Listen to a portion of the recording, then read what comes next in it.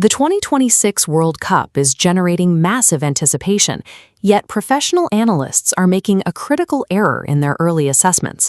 These forecasts expect national teams to execute the constant, high-intensity pressing systems that currently dominate the elite club game.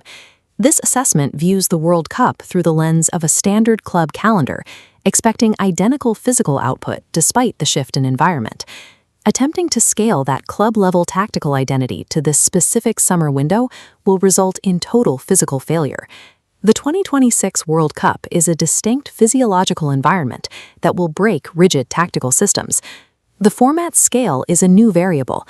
48 teams playing 104 matches across North America, from Vancouver to Mexico City. Squads endure 32-degree heat at sea level, then thin air at 2,200 meters. This 8-game path compresses recovery windows to just 72 hours. The winner in 2026 will be determined by how they manage these physical constraints rather than sheer talent. Success requires tactics designed for energy preservation, specifically trigger pressing and structural overloads to mitigate the impact of physical degradation. Winning in 2026 requires treating the tournament as a systems engineering and logistical problem. The new 48-team bracket creates significant structural disparities before a single ball is kicked. Travel distance is compounded by time zone shifts and the mental drain of repeated border controls. A team in the Group I jackpot enjoys a tight 700-kilometer cluster of matches, while another team could face a chaotic 16,500-kilometer cross-continental zigzag. Flying from sea level in Atlanta to 2,200 meters in Mexico City induces an altitude deficit that air conditioning cannot solve. This travel inequality acts as a hidden variable, draining stamina and skewing the competitive balance. Group H provides a specific look at the tournament's competing tactical incentives. Winning this group results in a logistical penalty, a 12,000-kilometer route that zigzags across the continent. Finishing second, instead, provides a logistical reward, where the team remains in Atlanta for 4 consecutive matches. Taking the static route to conserve energy likely forces an early knockout match against the reigning champions, Argentina. Choosing the easier competitive path instead ensures the squad arrives physically depleted. Geography is now an active tactical variable. Managers must calculate whether physical preservation outweighs the risk of facing a superior opponent. The macroscopic map of the tournament contrasts sharply with the grueling physical reality for a player running in extreme heat. Executing a relentless high press is physiologically impossible by the 70th minute in 32-degree Miami humidity. The necessary evolutionary adaptation is trigger pressing. Trigger pressing mechanics rely on a compact mid-block shape to aggressively conserve energy. The team only explodes into a coordinated press when a specific trigger occurs, like a bad touch or a backward pass. Morocco's 2022 campaign demonstrated how this works in practice, using calculated bursts of pressure to neutralize teams that prioritize possession. This creates sudden moments of suffocation that possession systems cannot fully prepare for. International managers lack the year-long training cycles required to drill complex positional play. The inverted fullback is the most efficient structural solution to this lack of training time, instantly creating a 3v2 numerical overload.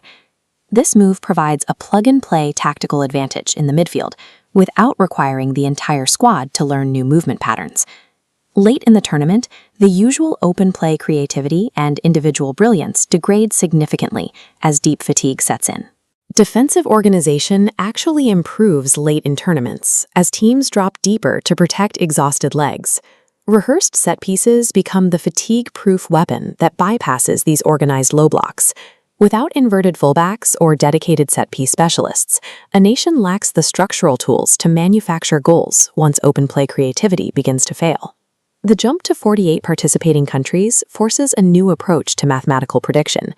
Traditional macroeconomic indicators, like GDP or population size, have proven to be statistically insignificant for World Cup outcomes. The Unicredit football production function provides a superior forecasting framework. Success correlates to specific variables: an ingrained football culture, youth pipeline success at the U17 and U20 levels, and historical tournament persistence. An accurate forecast must combine these historical variables with the new logistical and tactical constraints. Spain has evolved from rigid possession to vertical ambition to meet these new demands. While they retain the ball with elite efficiency, they remain vulnerable to defensive transitions when their buildup is bypassed by fast counterattacks. France is a devastating transition team, yet they are burdened by a systemic identity flaw.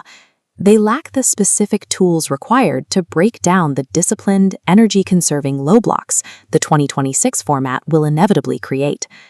England has moved away from tactical incoherence toward a highly optimized system. Their reliance on a mid-block base, press resistance, and distributed set-piece delivery aligns with the survival requirements of 2026. Structural suitability is a more accurate predictor of tournament success than raw talent alone. The UniCredit forecasting model delivers a structured result when compared against current betting market odds. The 2026 World Cup is a fundamentally different logistical and physiological challenge. Ideological purity and club-level tactical imitation will be actively punished by the format. Pre-planned, constraint-optimized adjustments in a scoreless knockout game will outweigh spontaneous flashes of individual brilliance. Adaptation is the highest tactical virtue, and the 2026 World Cup is being won in analysis rooms today.